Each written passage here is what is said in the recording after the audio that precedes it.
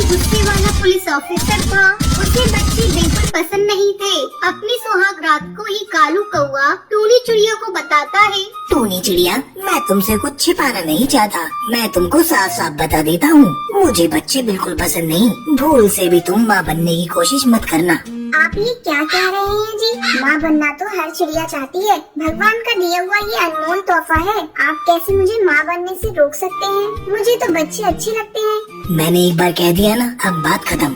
कालू कौआ गुस्से में सो जाता है, लेकिन टूनी चिड़िया को नींद नहीं आ रही थी। वो बार बार यही सोच रही थी, ये कैसा कौवा है जिसे बच्चे से प्यार ही नहीं है? बच्चे तो भगवान के रूप होते हैं। अब मैं बिना बच्चों के कैसे जिंदगी काटूंगी?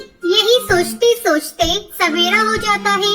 टूनी चिड़िया, जल्दी से मेरा लंच पैक कर दो। मैं ऑलरेडी लेट हो चुका हूँ, मुझे जल्दी अपनी ड्यूटी पर जाना है। बस अभी लाई जी, 2 मिनट मुझे दे दीजिए।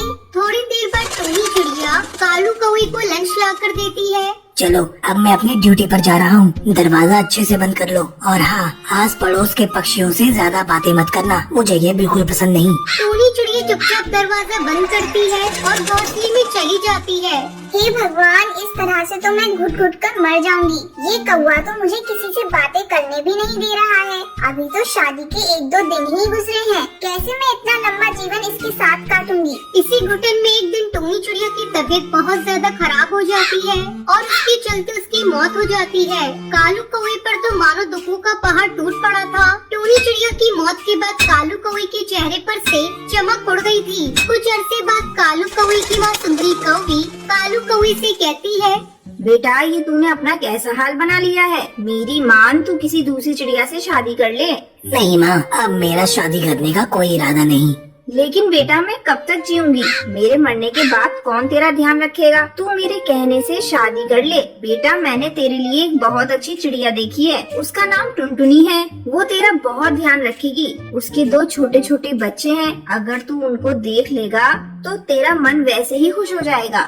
माँ, मेरा शादी करने का तो कोई इरादा नहीं है, लेकिन तेरे कहने पर मैं शादी करने के लिए तैयार हूँ। टुनटुनी चिड़िया और कालू कौवे की शादी हो जाती है। टुनटुनी चिड़िया अपने दोनों बच्चों को लेकर घर आती है।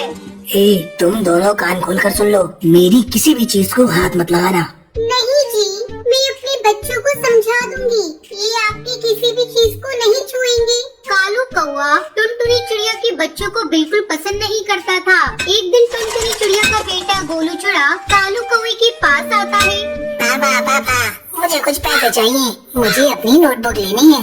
चल भाग यहाँ से, मेरे पास तुझे देने के लिए कोई पैसे नहीं है। गोलू चुड़ा रोता रोता अपनी माँ टुनटुनी चिड़िया के पास जाता है। माँ, पापा ने मुझे पैसे नहीं दिए। तो रुक बेटा, मैं उनसे ला कर देती हूँ। सुनो जी, कुछ पैसे चाहिए नोटबुक के लिए, जरा दे दीजिए ना। मेरे पास फालतू में इतने पैसे खर्च करने को नहीं है। क्या करेगा ये पढ़ लिख कर? तुम इसे कोई काम पर लगा दो। ये आप क्या कह रहे हैं जी? अभी मेरा बच्चा बहुत छोटा है। आपको पैसे नहीं देने हैं तो मत दीजिए, लेकिन मैं इससे कोई काम नहीं करवाऊंगी। इसी तरह कुछ दिन बीत जाते हैं। एक दिन कालू कौवा अपने लैपटॉप पर कुछ काम कर रहा था, तभी वहाँ भूरी चिड़िया आ जाती है। पापा, चलो ना मेरे साथ खेलने। अभी जा यहाँ से, मैं बहुत बिजी हूँ। नहीं पापा, अभी चलिए मेरे साथ खेलने। मैं कुछ नहीं जानती। तुझे एक बार में समझ नहीं आता क्या? नहीं, बोला तो नहीं। तभी भूरी चिड़िया गुस्से में लैपटॉप पर एक फर मार देती है। लैपटॉप नीचे गिरकर टूट जाता है। अरे ये क्या किया तूने बेवकूफ चिड़िया? कालू कौवा भूरी चिड़िया को जोर जोर से पीटने लगता है।